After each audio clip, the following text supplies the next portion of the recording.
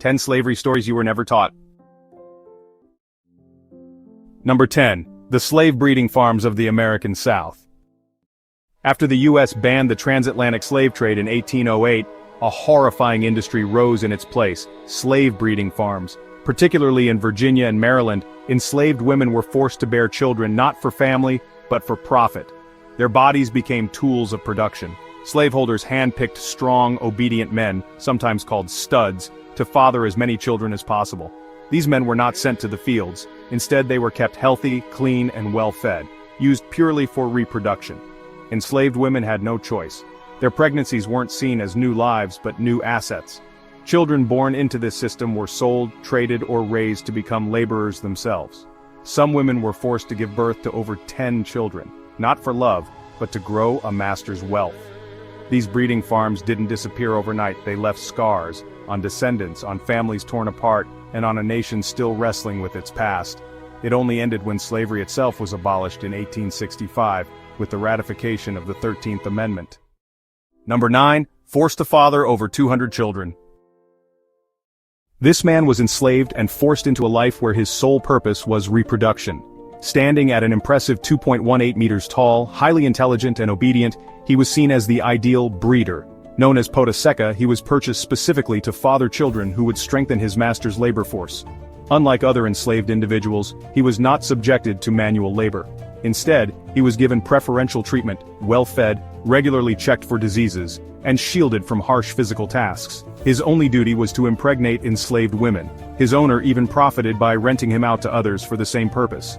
Over time, he fathered more than 200 children, many inheriting his strength and intellect, yet they too were born into slavery.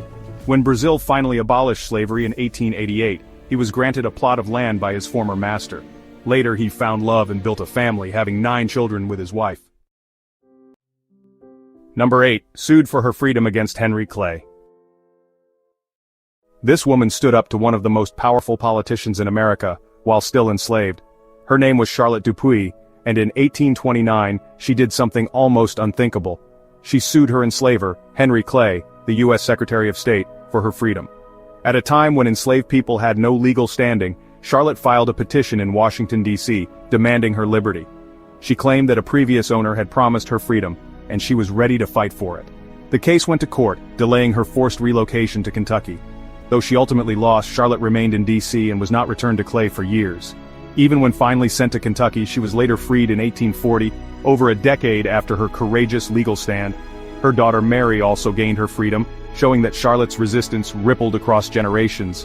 And today, historians consider her lawsuit one of the earliest documented legal challenges by an enslaved woman in American history.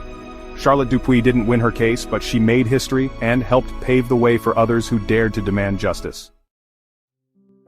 Number 7. Dressed as a sick white man and his slave. This couple didn't just escape slavery, they outsmarted an entire system built to keep them captive. William and Ellen Craft were married, but enslaved. Ellen was light-skinned enough to pass as white, so they came up with a plan so bold it sounded impossible. She disguised herself as a sick, wealthy white man, arm in a sling, face wrapped in bandages. William played the role of her attentive slave. In December 1848, they boarded trains, stayed in hotels, and traveled openly through the South, riding straight past danger. Every mile was a risk. One wrong word, one curious glance, and they'd be torn apart. But they stayed in character and kept moving. After 4 tense days, they reached Philadelphia, free. But their story didn't end there. They became outspoken abolitionists, fighting to end the system that once tried to own them. William and Ellen Craft didn't just run, they performed their freedom and won. Number 6. What happened next? They made it. After 4 terrifying days, William and Ellen Craft arrived in Philadelphia, free at last. But freedom didn't mean safety. The Fugitive Slave Act, a law that allowed slaveholders to recapture escaped slaves even in free states. Their former enslavers sent bounty hunters to Philadelphia to bring them back. Slave catchers came hunting. Their faces were on wanted posters. Facing real danger, in 1850, the Crafts fled to England for safety and true freedom. There they weren't just survivors, they became speakers, authors, and abolitionists, telling their story to thousands. They wrote a book, exposed the cruelty they escaped, and used their voices to fight the system that once claimed their lives. They spent nearly 20 years in Britain, raising their 5 children in freedom.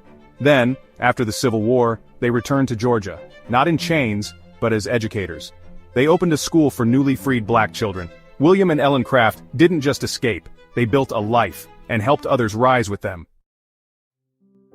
Number 5, she escaped slavery, then returned to save 70 lives.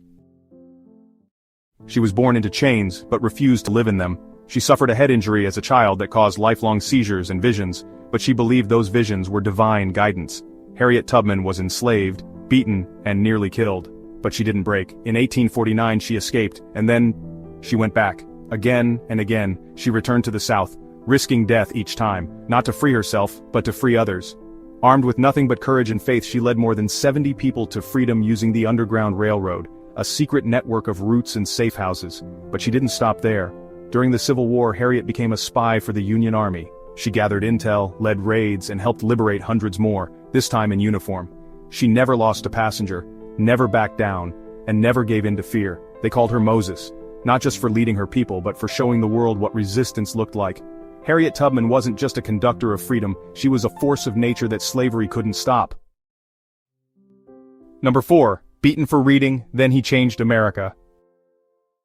He was born into slavery, torn from his mother, forbidden to read and beaten for trying, but Frederick Douglass refused to be broken. He secretly taught himself to read and write, knowing that knowledge was power. He tried to escape more than once, and failed. But he never gave up. On September 3, 1838, disguised as a sailor, he boarded a train in Baltimore, making it to New York. But he didn't just run to freedom. He turned around and fought for others still in chains. Once free, he became a voice that thundered through America. His speeches exposed the cruelty of slavery, his words shook presidents, his autobiography sold thousands of copies, giving a face to the enslaved. He met with Lincoln, advised presidents, demanded justice for black Americans, both enslaved and free, and he never stopped using his pen and voice as weapons of truth. From slave to statesman, from bondage to the White House, Frederick Douglass didn't just escape, he became a legend. Number 3, enslaved Africans' legacy.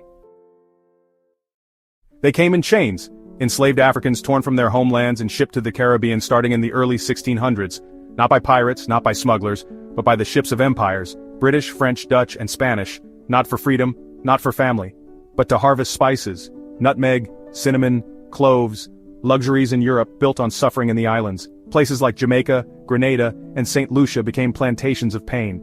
Men, women, and children were forced to work brutal hours under blistering heat. Their bodies were beaten, their labor was stolen, their lives controlled. For over 200 years, slavery fueled the spice trade. Some rebelled, some sued for freedom, and some just survived. Britain abolished slavery in 1833, France followed in 1848, but the damage was done. Families broken, cultures scarred, legacies rewritten in blood and resilience. Out of that pain, a new culture was born, one that sings, dances, and remembers. The Caribbean didn't just grow spices, it grew strength. Check the comments to see what happened next. Number 2, cocoa and Pitch Lake stories. After the British took control of Trinidad in 1797, something dark began to unfold. Thousands of Africans were enslaved, not just to pick cocoa, but to dig from the earth itself. In sweltering heat, they cleared thick forests, planted endless cocoa trees, and toiled at the Pitch Lake in La Brea, one of the largest natural asphalt lakes in the world. Their hands extracted black pitch that built roads in Europe, while their lives were stripped of freedom. Whipped, starved, silenced, these men, women, and children weren't just laborers, they were treated like tools. Cocoa was sweet for the colonizers, but for the enslaved, it tasted of pain. Even after slavery officially ended in 1834, freedom was delayed, replaced by a cruel apprenticeship system that lasted another 4 years.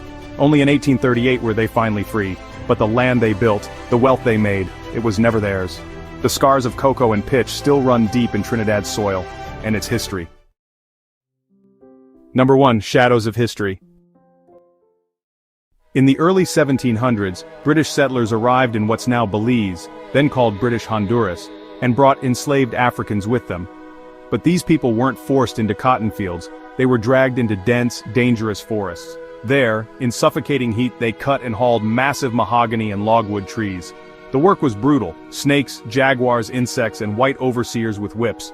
Rest was rare, safety didn't exist. These men, women, and children were not seen as human, but as tools to build an empire of timber. Their labor made fortunes for the British, while they lived and died in chains. Still, they held on to what they could, their languages, their music, their spirit. Even in bondage, they planted the seeds of culture that would grow into Belizean identity. In 1838, slavery was abolished, but the damage didn't vanish. The scars remained in names, in stories, in the bloodlines of a nation that never chose its chains.